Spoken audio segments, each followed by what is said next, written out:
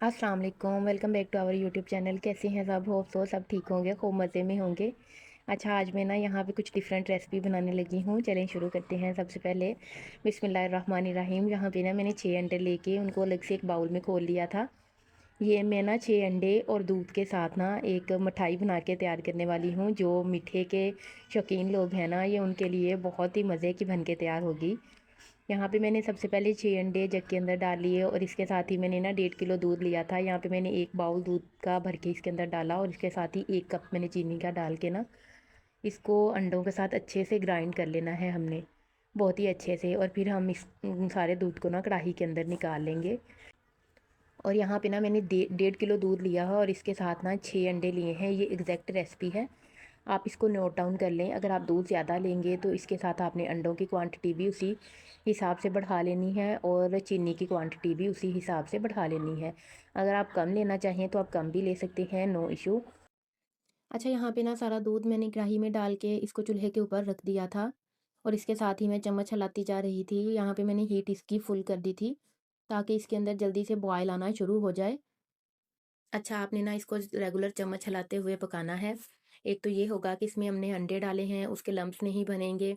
अगर हम चम्मच रोक देंगे तो उसके लम्प्स भी बन सकते हैं। और दूसरा ये होगा, ये नीचे नहीं लगेगा। और तीसरी मेन बात, ये जल्दी से इसके अंदर जो मिल्क हमने डाला है ना, वो रिड्यूस हो जाएगा और जल्दी से बन के हमारी मिठाई तैयार हो जाएगी। यहाँ पे ना इसमें बॉयल आना शुरू हो गया था, तो आपने ना अपने चम्मच की स्पीड को रोकना नहीं है, आपने इसको मुसलसल हिलाते रहना है। यही इसकी मेन टिप है। अगर आप चम्मच को रोकेंगे तो हमारी मिठाई बिल्कुल भी अच्छी नहीं बनेगी। यहाँ पर ना मुझे इसको पकाते हुए ऑलमोस्ट 1 घंटा हो गया था और 50% तक मिल्क इसमें से रिड्यूस हो गया। और इसी तरह अगर हम चम्मच हिलाते रहेंगे तो इसका मिल्क जल्दी से रिड्यूस हो जाएगा। आपने आँच को फुल रखना है और इसका चम्मच मुसलसल हिलाते रहना है, तो जल्दी से हमारा मिल्क जो है वो रिड्यूस हो जाएगा। जब इसका मिल्क बिल्कुल रिड्यूस हो जाएगा ना, तो फिर हम इसके अंदर थोड़ा-सा देसी घी शामिल करके ना इसकी अच्छे से भुनाई कर लेंगे। अगर आपके पास देसी घी अवेलेबल ना हो तो आप दूसरा घी भी यूज़ कर सकते हैं। बस देसी घी से इसका टेस्ट थोड़ा-सा इन्हेंस हो जाता है।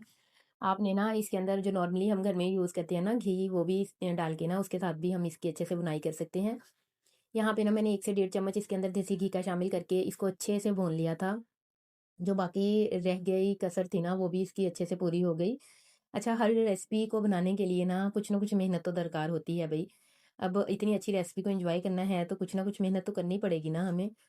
अच्छा, यहाँ पे ना ये अच्छे से भुन गया था तो मैंने इसको एक मोल्ड के अंदर निकाल लिया। तो मैंने ना इसके ऊपर थोड़े से काजू, पिस्ते, बादाम इनको क्रश करके वो डाल दिए थे। तो इसको मैंने कुछ देर के लिए फ्रिज में रख दिया था ताकि ये अच्छे से सेट हो जाए। उसके बाद मैंने इसकी ना छोटी-छोटी क्यूब्स काट ली थी। आप चाहें किसी भी शेप में काट सकते हैं। ये बहुत ही मज़े का बन के तैयार हुआ था, ट्राई ज़रूर करें। और मेरी रेसिपीज़ अगर आपको पसंद आ रही हैं, ज़्यादा से ज़्यादा लाइक करें, शेयर करें एंड सब्सक्राइब करें और मुझे अपनी दुआओं में याद रखें। मिलते हैं अगली वीडियो में, तब तक के लिए अल्लाह हाफ़िज़।